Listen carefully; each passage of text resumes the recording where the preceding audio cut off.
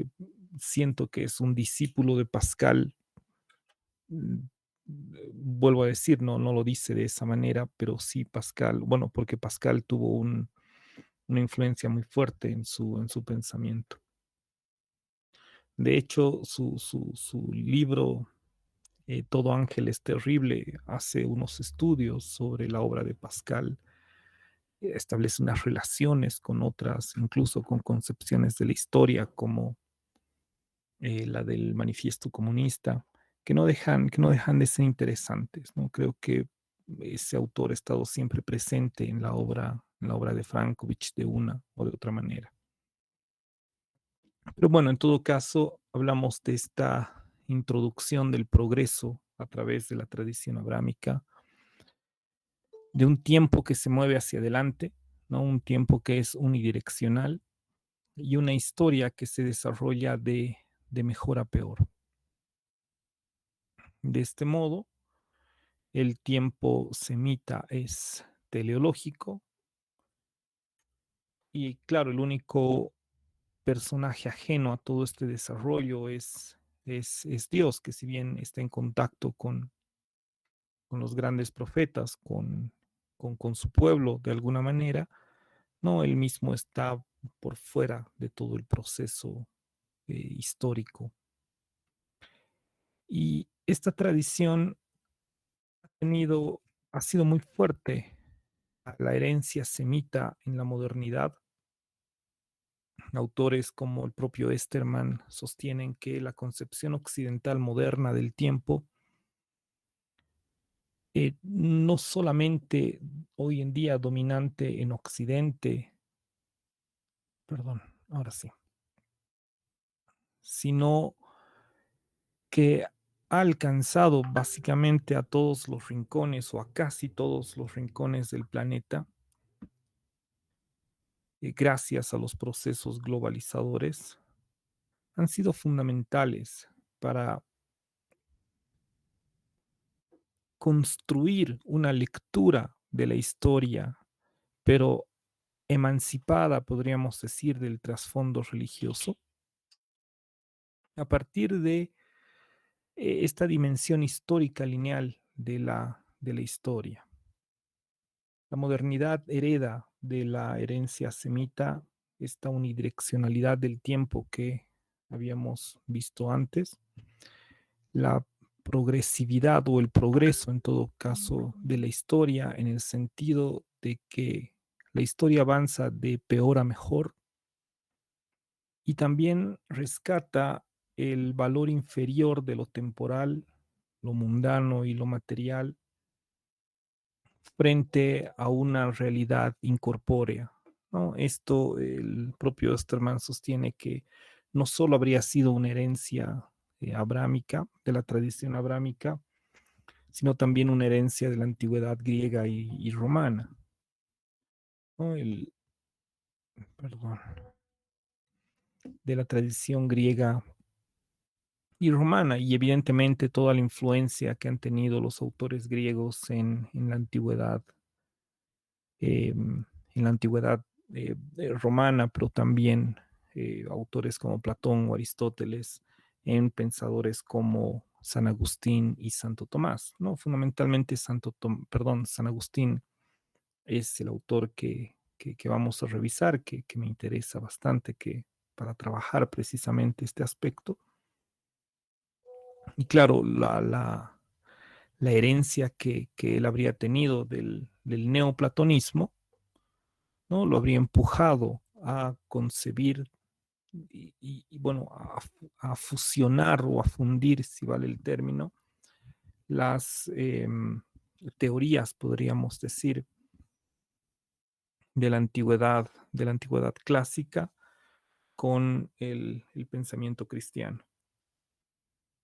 A su vez, la modernidad introduce un elemento fundamental para el avance de la ciencia y la tecnología, que es la cuantificación del tiempo, ¿no? Además de la herencia semita, en todo este proceso de la modernidad eh, se caracteriza un, por este aspecto de cuantificar el tiempo aspecto que impulsa a que el tiempo se libere completamente de los ciclos naturales y cósmicos, hasta Aristóteles.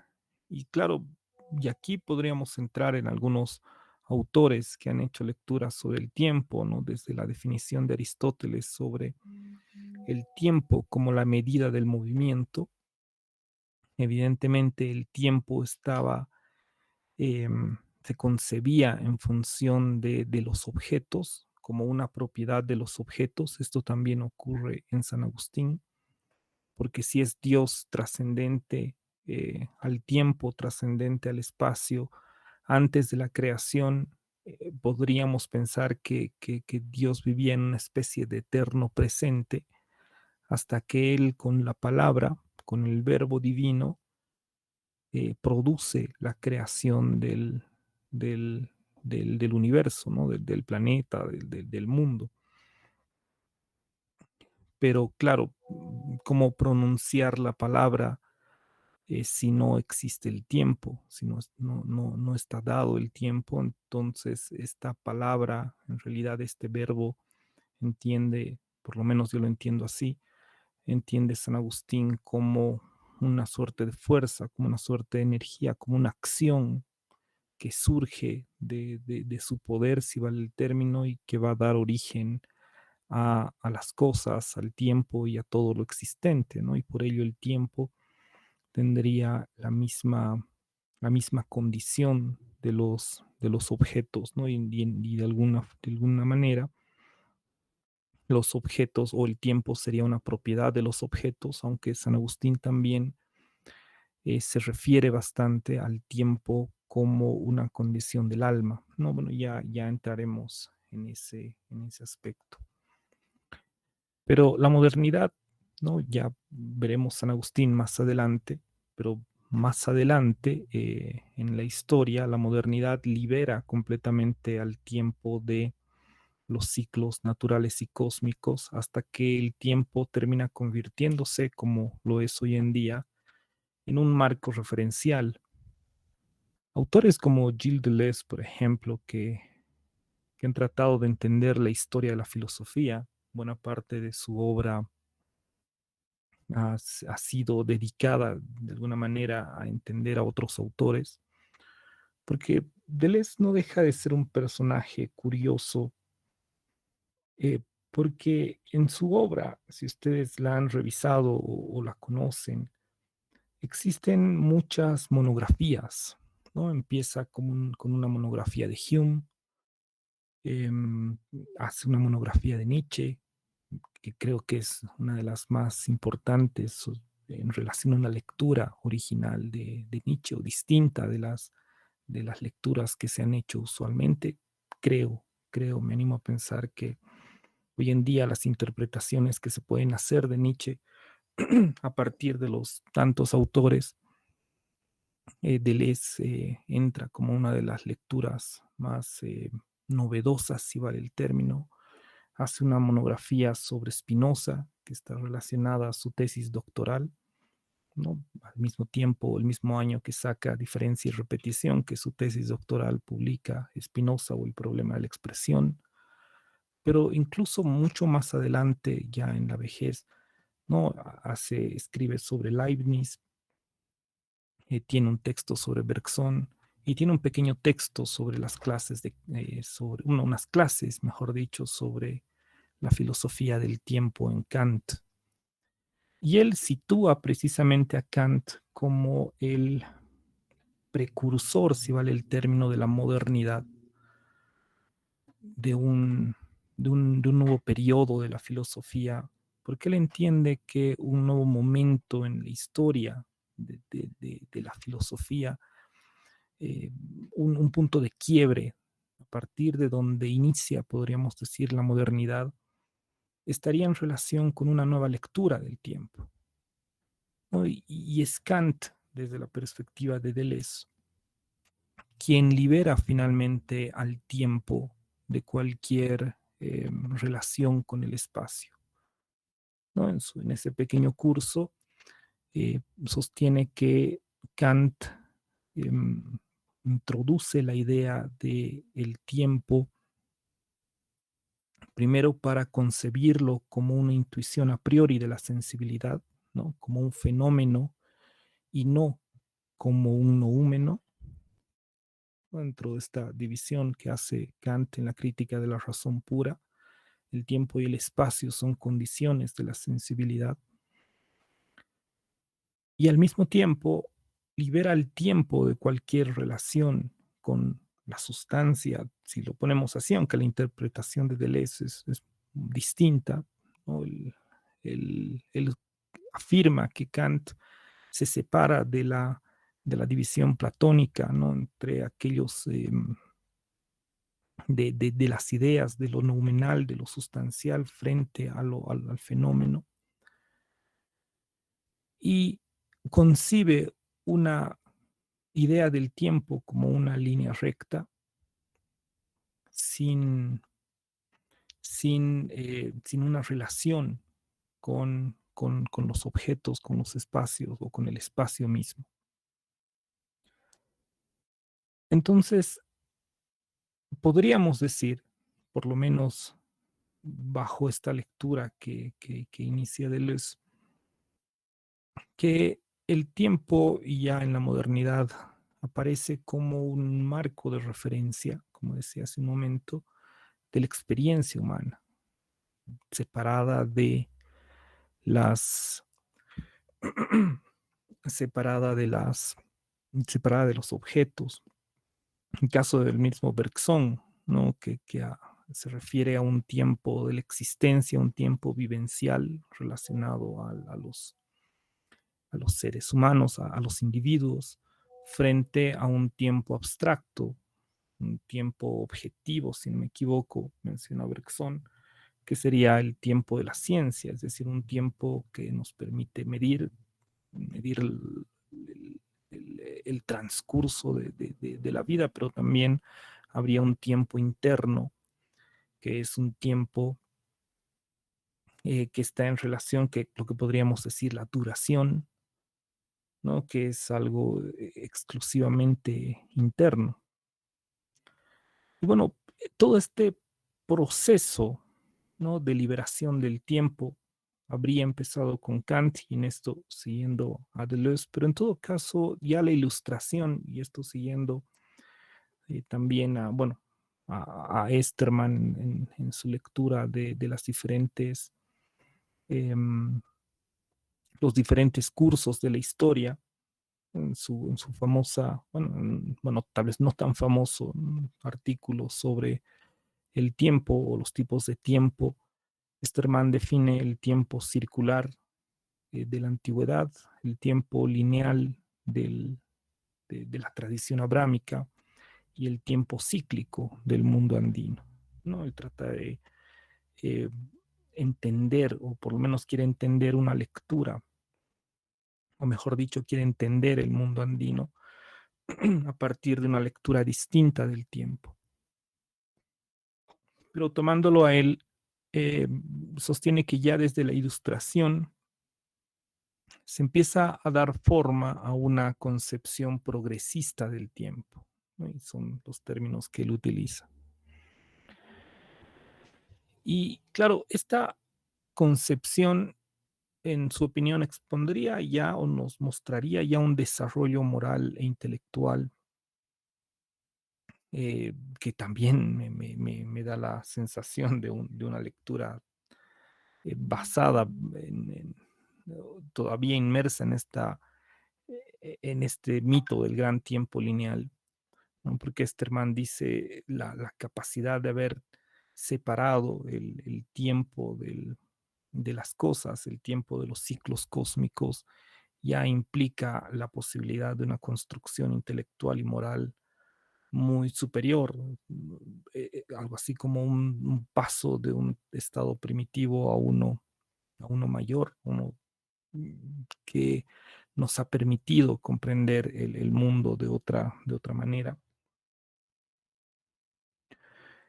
Pero en todo caso, esta concepción progresista del tiempo es la que nos ha llevado, así como en el caso de la tradición abrámica, a una suerte de mesianismo religioso, ¿no? Esta idea, esta concepción progresista del tiempo nos habría llevado a una suerte de optimismo mundano, ¿no? Y estoy tomando los términos que plantea Esterman.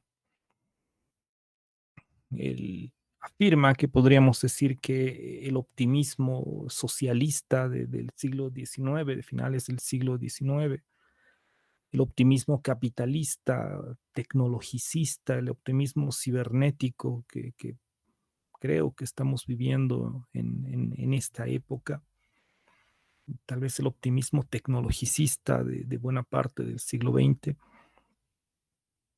es producto de esta concepción progresista del tiempo. Es decir, no hemos salido de este mesianismo religioso planteado por el cristianismo, me animo a decir fundamentalmente con San Agustín y toda su idea de la historia, su filosofía, podríamos decir, de la historia, o como dice Ferrater Mora, su concepción histórica, que es una concepción histórica de la salvación, que es una historia de la salvación, donde hay una suerte de optimismo religioso. Hemos convertido este optimismo o este mesianismo, mejor dicho, religioso, en un optimismo mundano que ha dado paso a la construcción de las diferentes lecturas de la historia, ¿no? Y en estas lecturas estarían el caso del propio Kant, ¿no? En su idea bueno, en esos ensayos que se han publicado bajo el nombre de filosofía de la historia, que me imagino que los han visto, ¿no? Publicado por Fondo de Cultura Económica. Eh, Tal vez el más famoso de ellos es la Ilustración, pero la idea de historia en sentido cosmopolita, si me equivoco, es otra de los artículos donde Kant evidentemente está planteando una historia no solo lineal, sino también bajo este optimismo mundano. Se puede introducir a Hegel, el caso de Marx, al propio Nietzsche, Fukuyama, entre otros, quienes habrían sido parte, ¿no? de esta concepción progresista del tiempo. Y estos movimientos, ¿no? Estas posiciones, estas teorías, muchas convertidas en escuelas, tienen en común, estos autores, estas corrientes tienen en común que se concibe al tiempo como un marco referencial donde el ser humano se perfecciona, ¿no? Volvemos a la idea del que decía hace un momento, es la historia de peor a mejor, ¿no? Es una historia unidireccional que avanza de una situación menos favorable a una más favorable, ¿no? Aquí hay una ruptura clarísima claro, hemos visto un autor sumamente antiguo como el caso de Hesiodo, pero en Hesiodo parece más bien haber una degradación, salvo por una de las edades que menciona, pero las demás parecen caer en una suerte de degradación. En este caso es todo lo contrario, ¿no? Estas posiciones que nos van a ir presentando los autores, que creo que parten con San Agustín fundamentalmente, ¿no? Obviamente bajo la tradición abrámica que ya perfila una concepción lineal de la historia, hasta el siglo XIX, nos van a plantear una historia que es lineal, que es progresiva y claro, la modernidad va a introducir un aspecto fundamental que es la cuantificabilidad del tiempo.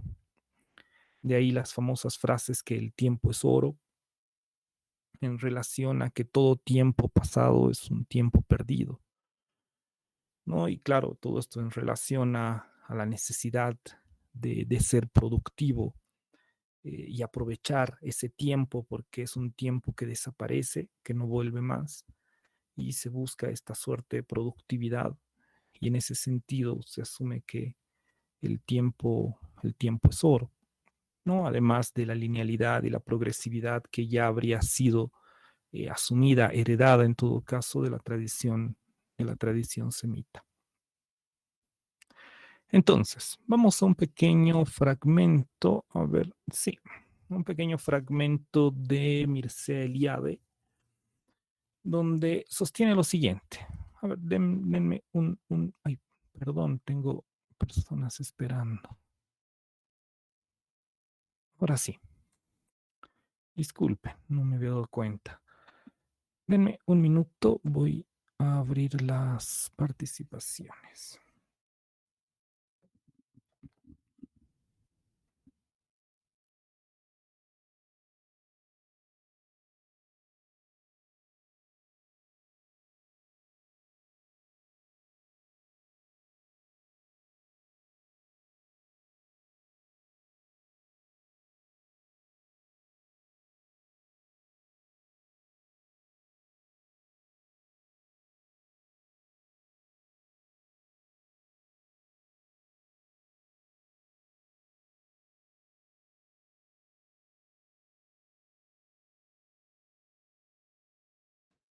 Ahora sí, perdón, estaba hablando con el micrófono apagado.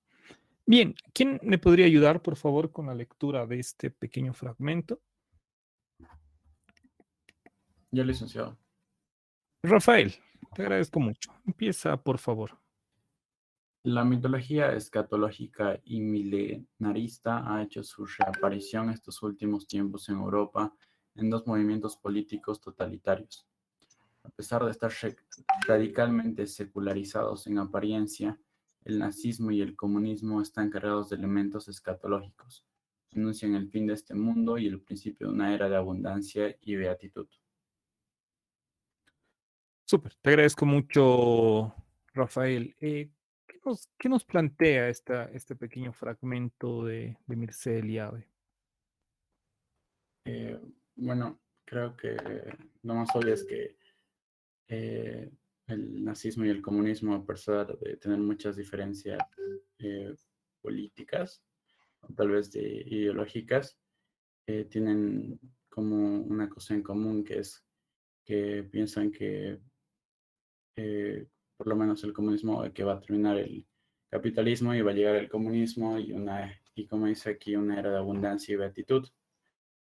Y el nazismo igual creo que piensa lo mismo. Y creo que eso es lo que trata de expresar ese, ese pasaje. Vale, te agradezco mucho. Sí, en buena medida, ¿no? La mitología escatológica y milenarista está refiriendo precisamente a estas lecturas de la historia, donde el punto más importante, el peso de la historia estaría en el destino.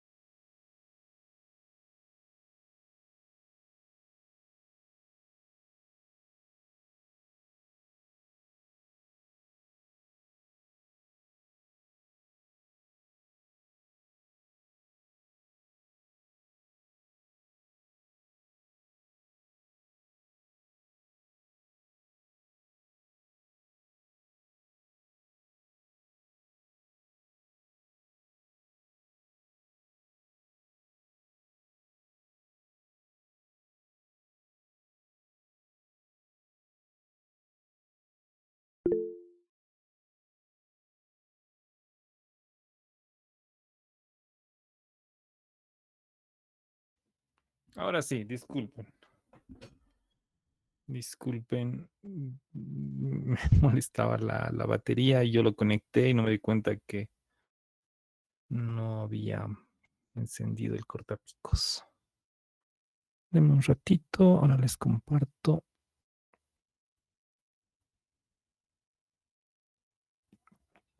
Ahora sí, vale. Te agradezco mucho el comentario, Rafael, y precisamente estamos hablando de esta, estas concepciones de la historia cuyo peso está en el destino último del ser humano.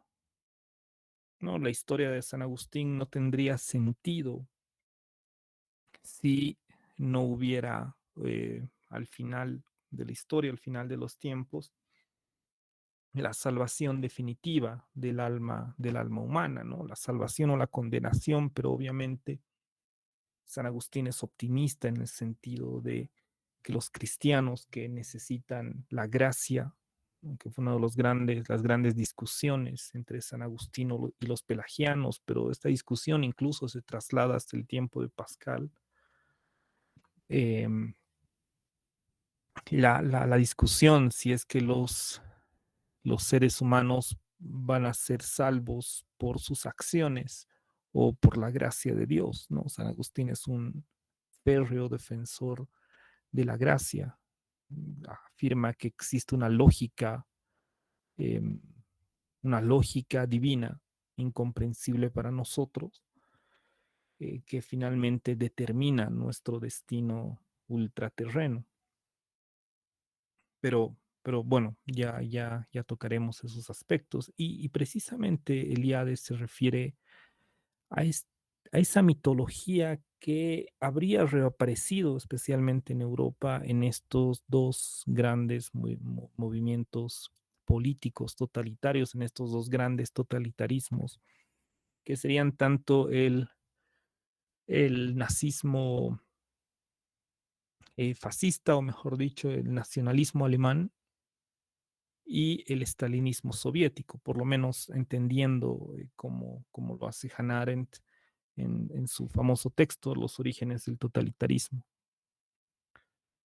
Pero estas dos tendencias, no tanto el nazismo como el comunismo, ahora, bueno, es fácil hablar en términos muy generales, especialmente del comunismo, pero habrán muchas concepciones del mismo. De hecho, se puede hablar del marxismo en tanto la construcción que hace Marx, pero el leninismo que ha tenido mucha fuerza en Latinoamérica, en Bolivia.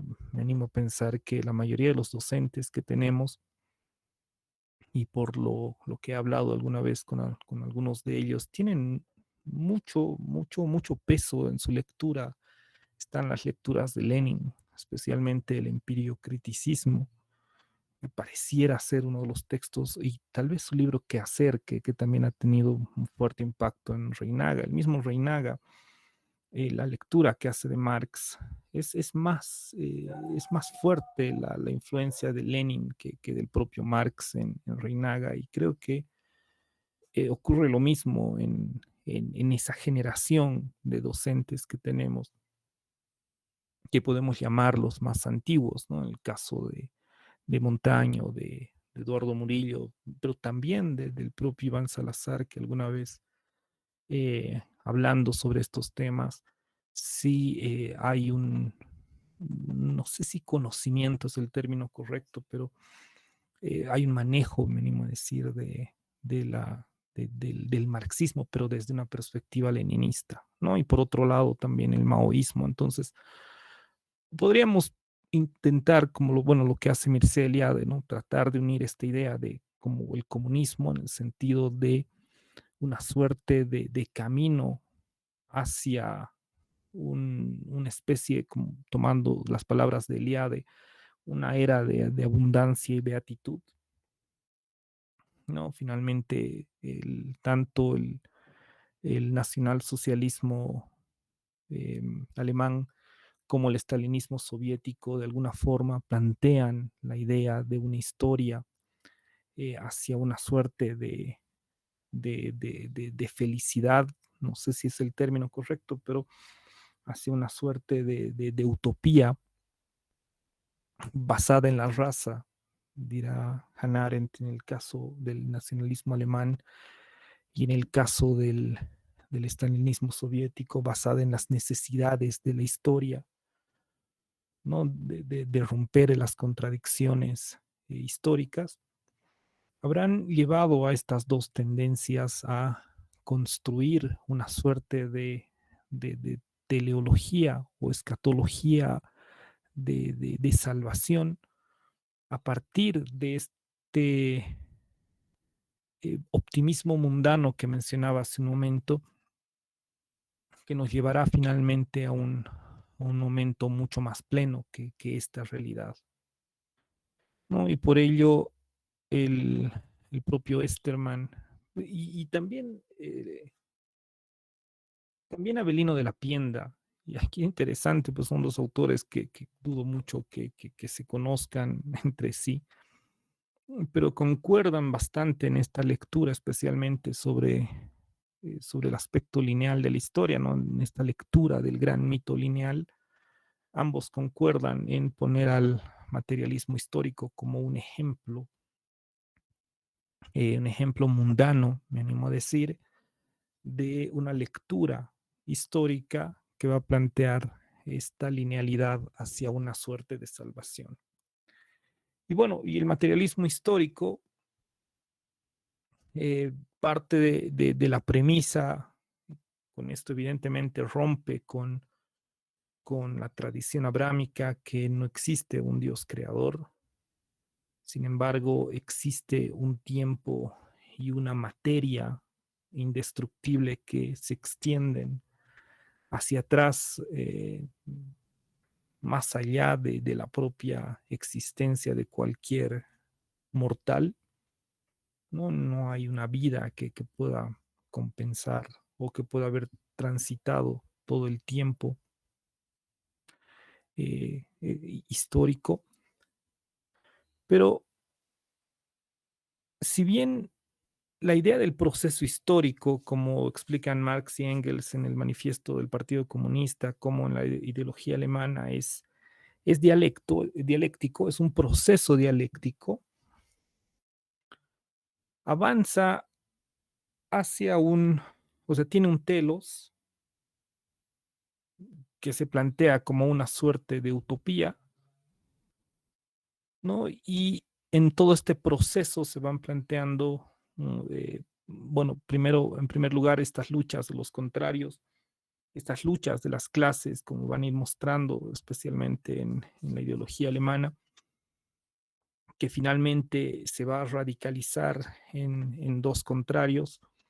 eh, por un lado el proletariado y por otro lado la burguesía, ¿no? Que finalmente en una última, en el enfrentamiento final, si vale el término, entre ambas clases, no solo se va a producir un tránsito hacia una dictadura del proletariado, que creo que esto está mucho más claro en el caso de la lectura que hace Lenin, eh, y posteriormente el tránsito hacia el comunismo, ¿no? Una fase socialista de reordenación y finalmente la fase comunista donde el Estado desaparece, ¿no? Y esto debido a la lectura que hace Marx del Estado como un aparato al servicio de la élite gobernante, ¿no? Y en ese sentido, para Marx, la sociedad postestatal,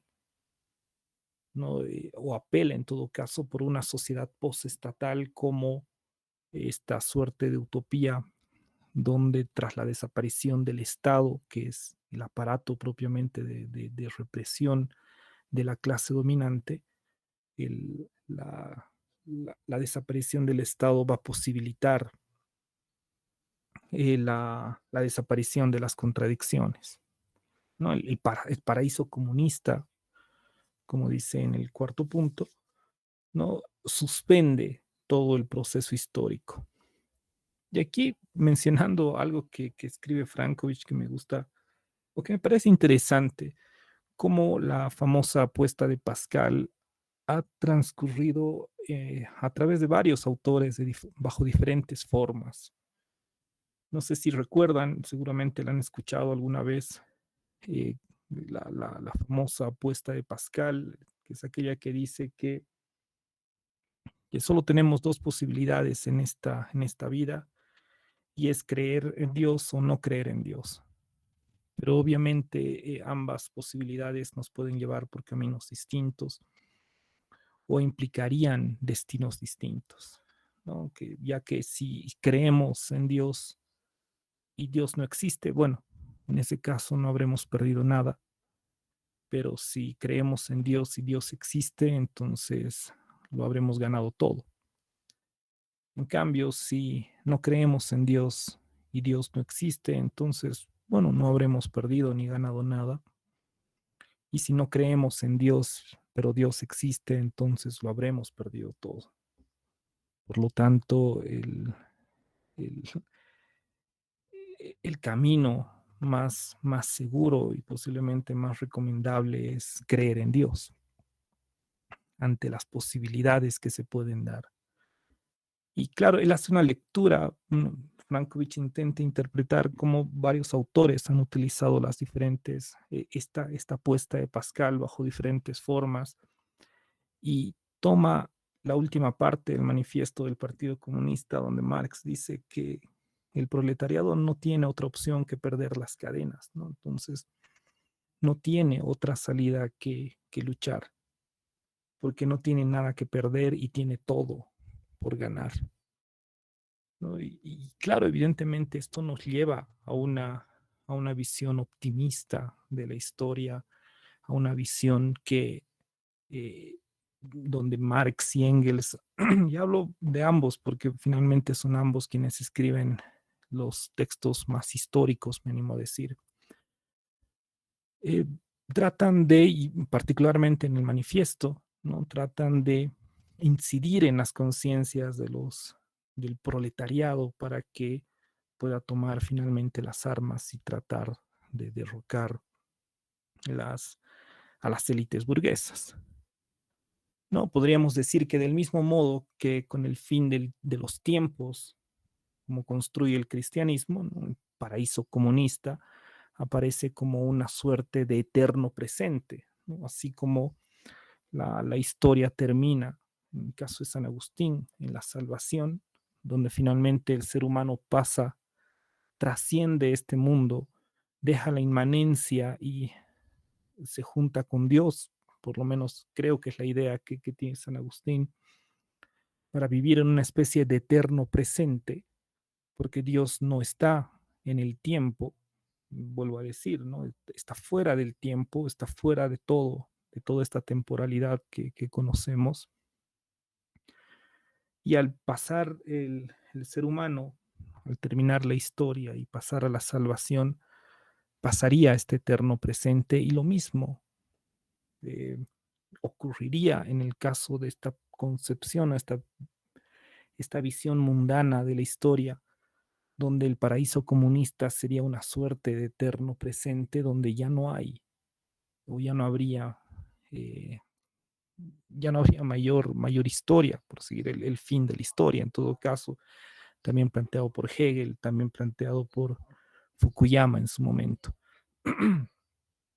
Y claro, este paraíso comunista, en el caso del materialismo histórico, es Esterman dice, es una poderosísima, una muy poderosa causa final, ¿no? Una especie de divinidad impersonal que arrastra todo hacia sí, ¿no? Es decir, el paraíso comunista es como entrar en esta suerte de divinidad, de eterno presente, eh, que marcaría el fin de la historia, el fin de los tiempos, ¿no? Y por ello lo que dice es que tanto la concepción abrámica como la concepción materialista tienen componentes fuertemente míticos del tiempo. En todo caso, creo que este último punto no está bien escrito. Creo que más adecuado sería decir que ambos son dos mitos, claramente dos mitos del gran tiempo lineal. Pero bien, vamos al siguiente fragmento, sí, que este lo he extractado de la ideología alemana de Marx. Solo como algo referencial, no vamos a indagar mucho más en este texto ni en el texto del manifiesto del Partido Comunista. ¿Quién me ayuda a leer este fragmento, por favor? Yo, Iván, yo, licenciado, buenas tardes. Iván. Buenas tardes, Iván. Te agradezco mucho. Empieza, por favor. Ya, dice, para nosotros el comunismo no es un estado que debe implantarse, un ideal al que haya de sujetarse la realidad. Nosotros llamamos comunismo al movimiento real que anula y supera al estado de cosas actual. Las condiciones de este movimiento se desprenden de la premisa actualmente existente. Por lo demás, la masa de los simples obreros. Perdón, ahí yo no lo tapé y bueno, ahí había cortado Ah, ya. la, la oración.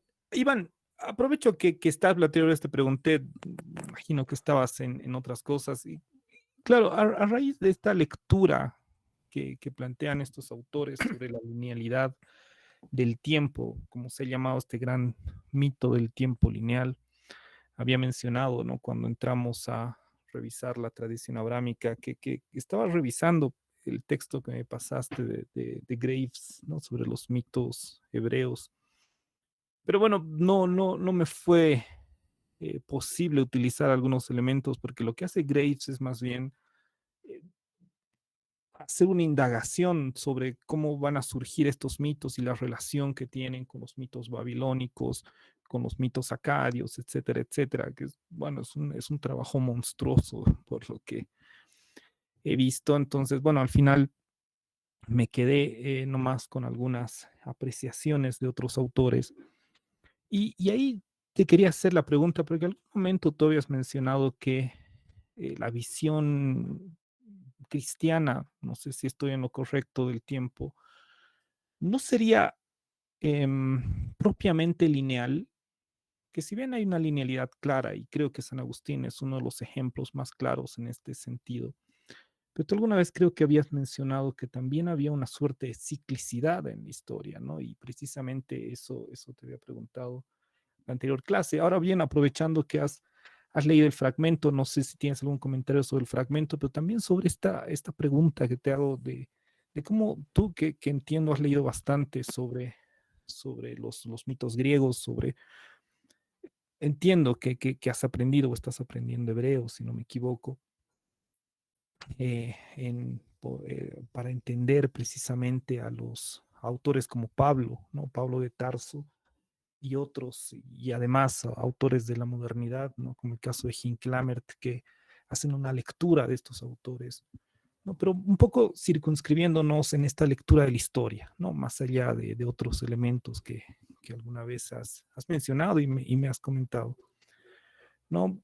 Esta lectura cristiana de la historia que marca el cristianismo, influenciada por autores como Ambrosio de Milán, qué sé yo, que fue quien bautiza a San Agustín, el propio San Agustín, Porfirio y los posteriores.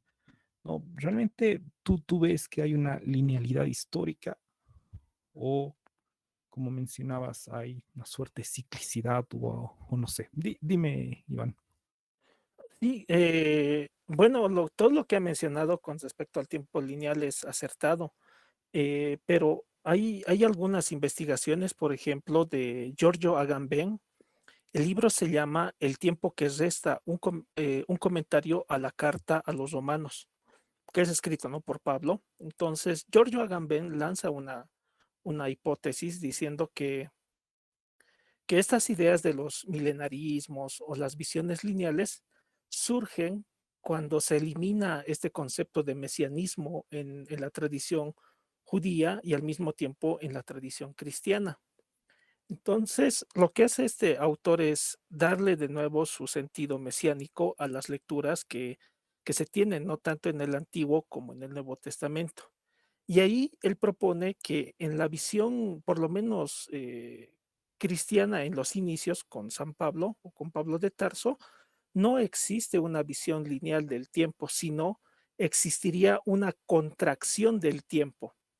Y para sustentar esa idea que expone Agamben, recurre a la primera carta a los Corintios en el capítulo 7, versículo 29.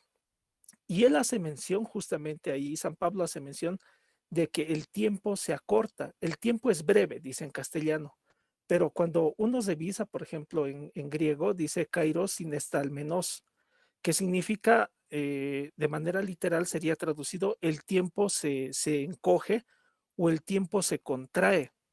Y eso da a entender que la visión lineal del tiempo, digamos, como una línea como lo presentaba, ¿no? De lo peor a lo mejor, no existiría en los inicios del cristianismo, sino estaría muy latente este concepto del tiempo presente, esta idea del kairos, que, que en la teología cristiana o en la vulgarización que han hecho las iglesias es el tiempo oportuno, el tiempo de Dios, pero en realidad es el tiempo presente donde puedes cambiar un momento de la historia. Y eso cuestiona justamente también la ciclicidad en la visión antigua, o por lo menos la visión griega, que son ciclos y ciclos. Pero eso llevado, por ejemplo, ya a un ámbito así de la vida práctica o de la vida del ser humano, llega a ser como una pesadez. Y Nietzsche, por ejemplo, empieza a hablar, ¿no? Justamente de esa pesadez. Y en San Pablo quiere romper justamente con esa visión de ciclicidad de tiempo, proponiendo una idea diferente, no lineal, sino de contracción del tiempo. El tiempo se acorta. Y eso también es como un replanteamiento a esta idea que aparece en Eclesiastés, donde dice todo tiene su tiempo, tiempo para reír, para llorar y todo eso. En cambio, San Pablo, con esta visión del mesianismo, dice el tiempo se contrae y esta contracción del tiempo implica cambios muy fuertes dentro de de la persona humana, como también de la historia. Esta idea también está presente en las tesis de la historia de Walter Benjamin, que tampoco existe un continuum o un continuum de la historia, o sea, una visión lineal, sino que se puede cambiar la historia a partir de un salto, dice, o de esta contracción de tiempo, haciendo presente lo que él menciona, la gran revolución. En el caso de San Pablo es la muerte y la resurrección de Cristo, que tanto el pasado como el futuro se contraen en ese punto. Es ahí que no puede existir una visión lineal, por lo menos en el inicio del cristianismo. Pero cuando se va perdiendo esa visión mesiánica, esta visión de contracción del tiempo, más adelante, cuando se heleniza y también se romaniza el cristianismo, ahí se adopta recién esta visión lineal. Y San Agustín también responde justamente eso para justificar, ¿no? El imperio romano, que el cristianismo no es culpable de la destrucción del imperio romano, Mm. y propone esta idea de la ciudad de Dios. Por otro lado, y con esto acabo con este comentario de esta tradición lineal, en el Antiguo Testamento también existe una visión cíclica del tiempo. El libro de Eclesiastés, en la versión, por ejemplo, de la traducción latinoamericana, más conocido como la Biblia católica, en el primer capítulo lleva por sí, en el primer capítulo lleva por subtítulo El eterno retorno y hace mención pues a la pesadez, no hay nada nuevo bajo el sol, todo lo nuevo ya se ha visto, lo viejo igual, o sea, es cíclico el tiempo, no hay Mm. nada nuevo ahí. Entonces, eso yo pienso que es también a la parte que corresponde a la conformación del texto, porque hay que tener presente que tanto judíos como griegos han tenido un choque cultural cuando Antíoco Epífanes quiere conquistar Jerusalén o Israel o Palestina. Hoy existe ese sincretismo cultural, incluso en la literatura, y también mucho este problema del mesianismo. El concepto, por ejemplo, de resurrección nace también en esa situación. El libro de los Macabeos muestra eso.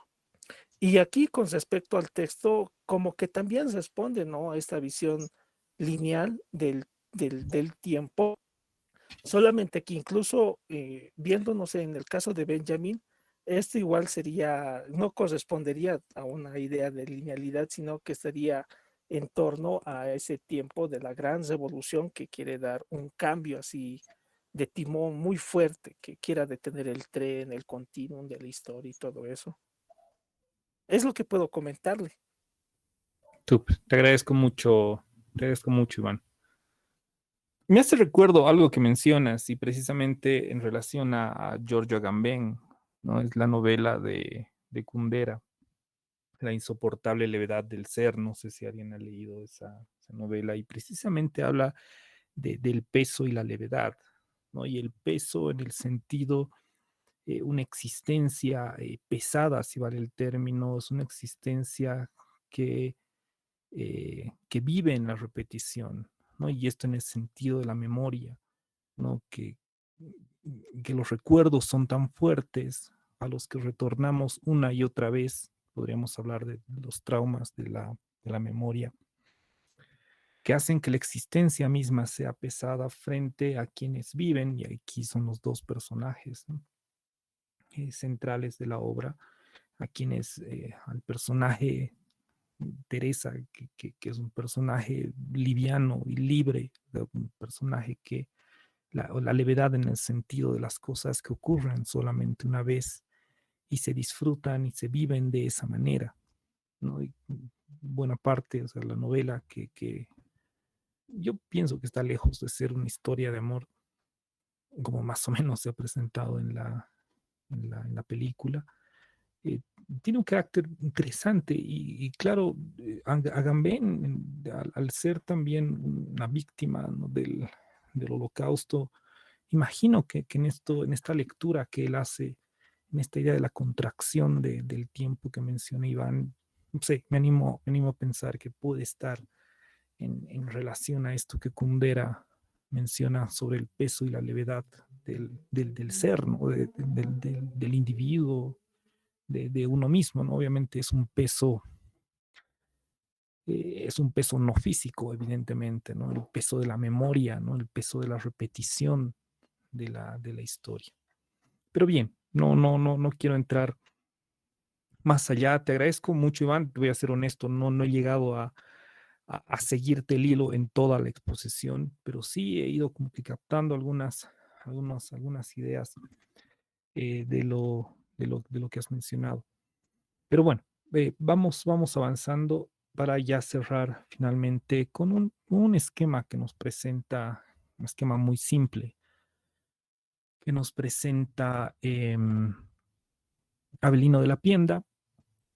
Y él dice: la visión lineal del tiempo se puede dividir básicamente en dos partes, ¿no? De manera muy esquemática, evidentemente,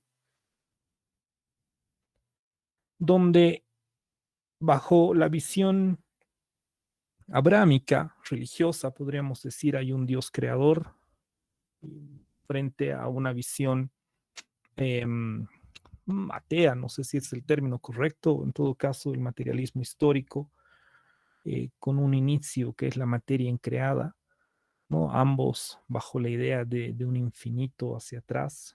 Obviamente la idea de la idea religiosa cristiana concebirá un infinito como un eterno presente hacia atrás, ¿no? La vida bueno, la existencia de Dios, bueno, que no sé si es existencia, es algo fuera del tiempo y el espacio. Del mismo modo, la materia que no fue creada es infinita y se extiende hacia atrás. Hay una duración sucesiva, que es lo que podríamos llamar el tiempo, hacia un infinito hacia adelante, ¿no? Es decir, hay una eternidad trascendente, lo que Avelino de la Pienda dice, los paraísos abrámicos. Una vez que termina la historia del mundo, el ser humano pasa al lado de Dios, a ese eterno presente, y de la misma manera habría una lectura del manifiesto, o mejor dicho, del materialismo histórico, de una especie de eternidad inmanente, ¿no? En ese paraíso comunista, porque sería por lo menos desde la perspectiva de estos autores, el, este paraíso comunista sería el fin de la historia, ¿no? La historia pararía, quedaríamos, como dice, en una especie de eternidad inmanente, donde todos los problemas de alguna manera se habrán solucionado, ¿no? Y bueno, esto simplemente para terminar. Y no sé si alguien tiene algún comentario, alguna pregunta sobre este punto. Vamos a la próxima clase. Aprovecho para recordarles, tenemos el control de lectura sobre San Agustín. Les he enviado un pequeño texto. Eh, Creo que no he subido, voy a revisar los textos en PDF. Tengo tanto las confesiones como la ciudad de Dios. Pero bueno, lo que he cortado o lo que les he enviado es más bien un recorte que yo hice de la página de San Agustín, ¿no? Hay una página donde están todas las obras de San Agustín. De hecho, de ahí fue que leí las herejías y un texto pequeñito a Simpliciano. Y bueno, esa es básicamente la fuente del texto que les he enviado, ¿no? De la parte de la ciudad de Dios. Pero bueno, eso para el martes. El martes les voy a enviar a las 6, como siempre, ¿no? La dirección del, del Classroom donde está el examen. Y ya esto, bueno, es una promesa, espero cumplirla realmente. Voy a terminar de revisar los exámenes, el primer parcial que dimos, o el parcial que dimos sobre todo lo que hemos revisado. Así se los voy a enviar ya a ustedes y voy a poner en orden. Me falta colocar las notas de los trabajos en grupo. Y aún les debo, como les había comentado por el WhatsApp, les debo un trabajo opcional para quienes deseen hacerlo, quienes no han podido participar, qué sé yo, les pueda servir para compensar alguna nota, o entiendo que algunos no han podido dar algún control de lectura o algún parcial, o perdón, algún control de lectura. El parcial, si no me equivoco, lo han dado todos. Eso todavía no lo he pasado a mi Excel, pero sí, los controles de lectura hay algunos que han faltado, así que bueno, para compensar parte de la nota, les voy a enviar el documento. Todavía estoy armando las preguntas, no quiero que sea algo sumamente fácil como, como no sé, un análisis de un mito o algo por el estilo que en el peor de los casos se podría enviar incluso algo de internet. Entonces quiero que sea algo un poco más específico, por eso les voy a enviar sin falta hasta mañana o a más tardar, pero a más tardar el día sábado, ¿no? Y vamos a tener 2 semanas para eso. Bien, no sé si tienen alguna pregunta, alguna duda, algún comentario. Estamos a las 7:16. Sí, yo, licenciado, buenas tardes, o buenas Sergio, noches. ¿cómo estás? Buenas noches, dime. Bueno, solamente aclarar que cuando uno cita la Biblia o por lo menos ese tipo de libros, queda sujeto a incertidumbre, ¿no? Porque es un libro o son libros eh, sujetos a libre interpretación.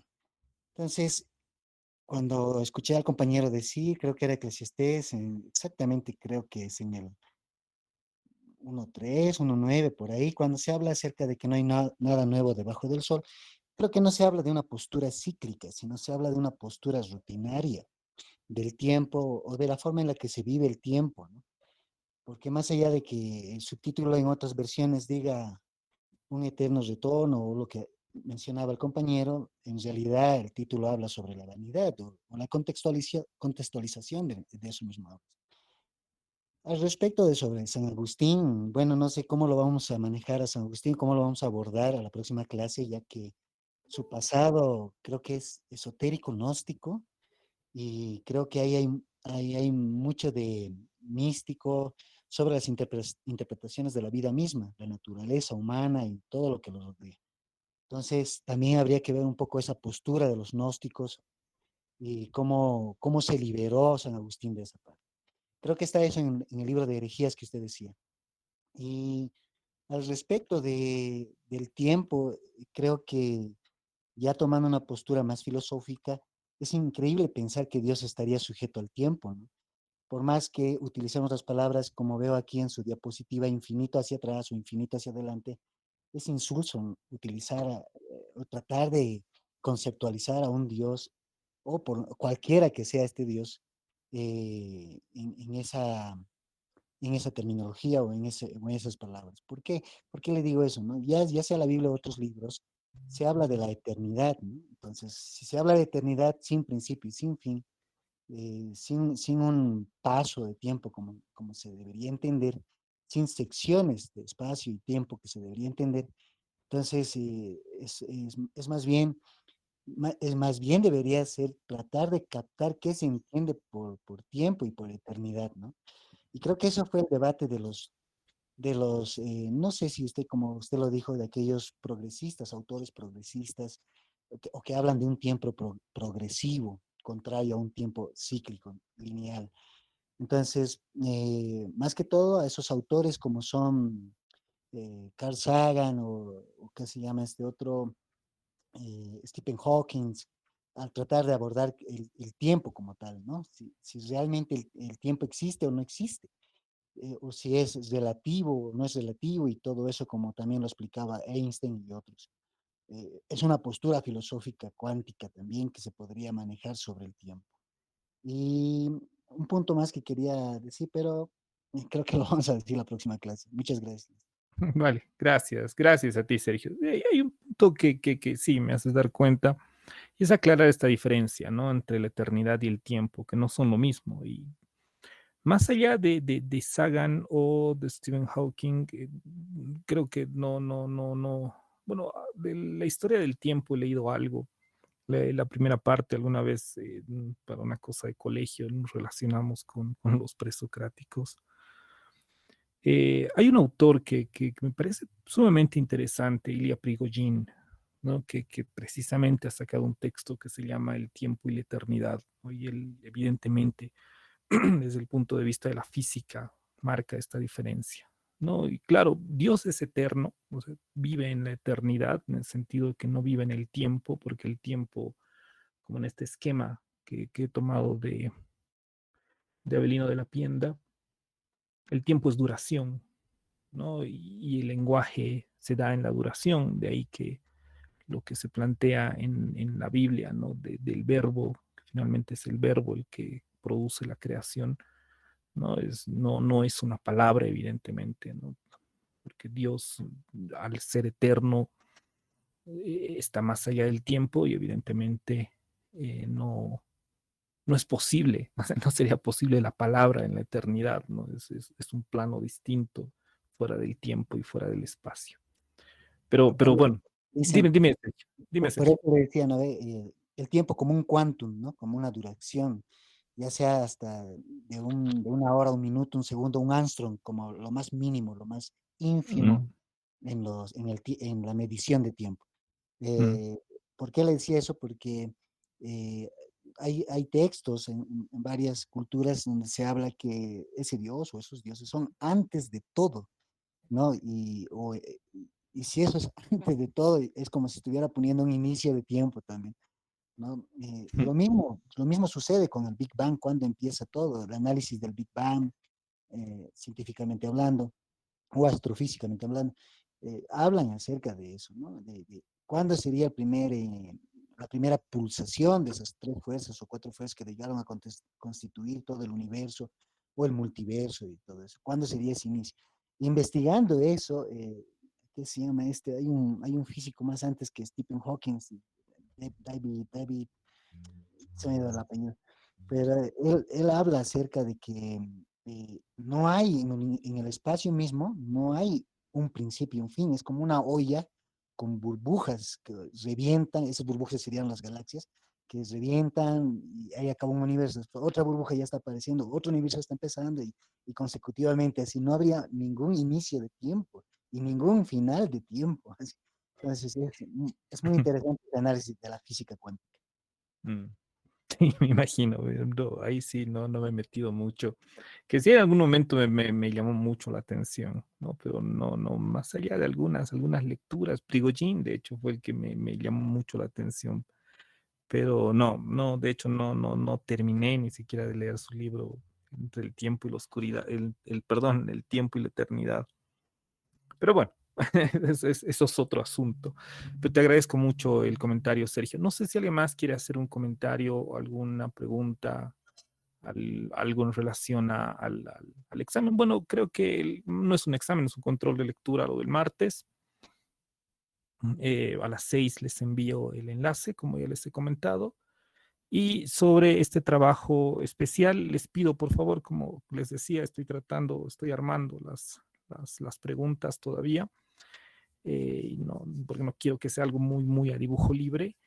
Y bueno, les voy a enviar hasta mañana, máximo hasta el sábado, ¿no? Y obviamente vamos a tener estas semanas, como va a ser un trabajo opcional, vamos a tener tiempo en esta semana que vamos a llevar San Agustín. Ahí sí creo que Sergio te voy a decepcionar porque no vamos a poder tocar todo San Agustín o con mucho detalle, ¿no? Todo su pasado maniqueo, por ejemplo, ¿no? Y el paso al neoplatonismo y la ruptura ya con el cristianismo y todo ese proceso va a ser un poco más que un poco difícil. Sí, nos vamos a ir prácticamente a esta lectura que él hace durante los últimos años de su vida en la ciudad de Dios, ¿no? Básicamente, siguiendo algunos de estos fragmentos, voy a tratar de incorporar algo más de las confesiones. Las diapositivas las tengo, pero las quiero rearmar mejor por algunas cosas que estaba leyendo. Y bueno, voy a tratar además de ser un poco sucinto. Yo tengo un video que creo que les he pasado al grupo sobre San Agustín, muy básico, evidentemente, aunque pongo algunos fragmentos de los textos, ay, perdón, de los textos que he leído. Y bueno, tal vez el día martes, ¿no? Voy a ver bien, les voy a decir el tiempo en el que pueden hacer el control de lectura. No lo he vuelto a revisar, quiero verlo bien para más o menos marcar el tiempo, porque ese era un examen que dimos hace algún tiempo con San Agustín. No quiero que sea tanto como examen, más como un control de lectura. Y bueno, les diré el tiempo y si nos da tal vez un poco de tiempo, podríamos vernos un rato para ver el video de ese video, el primer video, que creo que dura 16 minutos, ¿no? Que es un poco más biográfico con algunos aspectos y el jueves ya trabajaríamos esta linealidad que nos va a plantear San Agustín, ¿no? Y todo lo que implica esta posición que va a marcar en la ciudad de Dios. No, y bueno, y luego pasaremos el subsiguiente martes, tendremos el examen o el control de lectura de Augusto Comte, ¿no? Que bueno, a diferencia de San Agustín y de los otros autores, Comte es como, no sé, siento que es como leer una guía para armar un Lego o algo así, ¿no? Es sumamente claro, preciso. Y bueno, creo que va a ser el texto más ligero, no sé, más cercano a una guía, eh, a un texto mucho más simple que los otros. No, pero bueno, y así iremos cerrando también con Comte esta linealidad, ¿no? Que es básicamente lo que nos interesa mostrar más que entrar propiamente en el autor, ¿no? Que no deja de ser interesante, evidentemente. El problema del amor, como lo plantea Hannah Arendt, por ejemplo, en su tesis doctoral en San Agustín, es sumamente interesante. De hecho, creo que entré a San Agustín más que todo por el interés de entender mejor esta tesis, que no es ni muy larga, ¿no? Son ciento y algo páginas. Pero bueno, vamos a ir viendo estos detalles. No sé si alguien tiene alguna pregunta, alguna duda más o un comentario sobre estas observaciones que se han ido haciendo, de lo que decía Iván y Sí, lo yo que tengo. decía Sergio. Mirko, dime por favor. Sí, bueno, no sé si me alcanzará el tiempo, ¿no? Ya va a ser 7:30. Pero Dale, bueno, dime. en primer punto, bueno, esto lo voy a dejar para una posterior discusión, ¿no? Porque yo creo que Hegel no es escatológico, no plantea nunca un fin de la historia, ¿no? Sino se habría una contradicción en el mismo autor, ¿no? Porque todo fin tiene como carga en su mochila un principio, ¿no? Es decir, todo en sí, en y para sí, siempre lleva el en sí en su delante. Entonces no va a acabar esto. Pero eso para otro punto. Lo que yo quería un poco es observar el punto en que se considera a Kant como el precursor de la modernidad en el tiempo. Es un poco, Ujú, me viene flotando, ¿no? Porque evidentemente Kant plantea la cuestión del tiempo desde el punto de vista de la estética trascendental y desde el punto de vista de la doctrina trascendental, ¿no? O sea, desde esos dos puntos de vista, ¿no? Pero antes de Kant, o sea, digamos, autores como Lucrecio habla sobre el vacío, sobre la materia, sobre el tiempo, sobre el vacío infinito y sobre el movimiento lineal que se da en este espacio vacío, ¿no? Y esto también implica el tiempo. También Newton, que mm, creo que Kant tenía mucha influencia, ¿no? También habla del fluido absoluto, continuo, regular, uniforme, incondicionado y mecánico, es decir, lo que se podría considerar como tiempo lineal dentro del espacio, ¿no? Ahora bien, o sea, es decir, lo que contiene el espacio y el tiempo, según Kant, dentro de la estética trascendental es, es su condición a priori, ¿no? Es decir, en este plano de la estética trascendental se puede representar la idealidad de este espacio, pero de este espacio y del tiempo en sí mismos, pero no así en el plano de la doctrina trascendental o en el plano subjetivo, porque cada uno de nosotros no vamos a intuir el tiempo, sino solo intuimos lo que representamos, es decir, los fenómenos en el tiempo. mm, Y dentro de esta doctrina trascendental, entonces, se opera también el cambio de lugar, o, o podríamos decir del espacio, y también opera el movimiento del lugar y el espacio. O sea, no creo que haya una completa separación entre espacio y tiempo en este plano, ¿no? Posiblemente sí en la estética trascendental, porque son categorías absolutas, ¿no? Pero eso es otro punto observable. Y bueno, y tercero, más que precursor de la modernidad y la cuestión del tiempo, Kant me parece que es precursor de la crítica hacia los que propugnan el fin de la historia, ¿sí?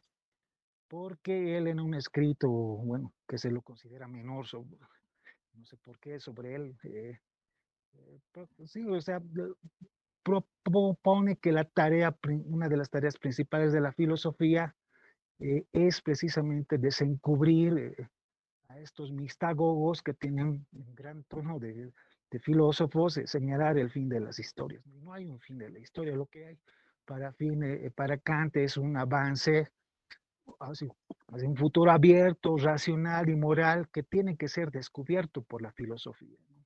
Kant no va a decir que va a haber que hay un fin de la historia. Es más, los que propugnan un fin de la historia no son filósofos, son mistagogos, son si se quiere, una especie de ideólogos que tratan de estructurar un plan macabro que hay debajo de su discurso. súper, te agradezco mucho la explicación, y la aclaración sobre Kant. Y sí, y tienes razón, la misma idea de una filosofía de la historia en Kant, entiendo, no es muy clara, ¿no? Porque él no va a marcar una finalidad, un punto culmen de la historia, ¿no? En ese pequeño texto, que creo que también muy importante de la idea de la historia universal en sentido cosmopolita. Hay una suerte de superación, pero él no plantea como tal un, una finalidad, un momento eh, último, ¿no? Y sí, sí, es difícil entender en Kant una filosofía de la historia, eso recuerdo alguna vez discutimos en la materia de filosofía de la historia. Y me hace recuerdo bastante esto que dices de Lucrecio, que como que se prendió algo y tomando al mismo Deleuze, ¿no? Que hace esta propuesta, ¿no? De Kant y la ruptura de la historia desde una nueva lectura del tiempo. Y entiendo que, claro, Deleuze también que sabe latín, entiendo, se dedica al estudio latín, hace un estudio sobre Lucrecio, ¿no? Sobre la naturaleza de las cosas. Pero bueno, no deja de ser interesante este puente, ¿no? Ahí sí no he leído, creo que casi nada sobre los estudios que podría haber hecho Deleuze sobre Lucrecio, pero bueno, para el caso tampoco es algo importante. Pero sí, tienes razón que tal vez en Lucrecio como que se puede encontrar algunos lineamientos, ¿no? Sobre una lectura tal vez no muy usual para la época sobre el tiempo. Pero eso queda para una investigación que me parece interesante. Y mira, hace muchos años no había escuchado el nombre de Lucrecio, que creo que no deja de ser un autor que no es muy conocido, pero creo que muy importante y en este aspecto, ¿no? Del tiempo. Pero bueno, terminamos aquí. Les agradezco mucho por haber estado en la clase. Nos veríamos el día martes. Espero tengan un buen fin de semana y les digo, en estos 2 días, sin falta, les voy a pasar el trabajo. Igual tenemos no más tiempo hasta cerrar el semestre. Y el texto de San Agustín, ¿no? Les pido puedan revisarlo y el martes nos veríamos para el control de lectura, ¿no? Y les voy a pasar el link y ahí por el link, por el WhatsApp, mejor dicho, coordinamos para ver si nos vemos un ratito, si nos da el tiempo o el jueves, pero me gustaría que por lo menos veamos alguna pequeña introducción de San Agustín. Bien, que les vea muy bien, que tengan un buen fin de semana. Nos vemos el día martes. Hasta el martes, Mirko. Que les vaya bien.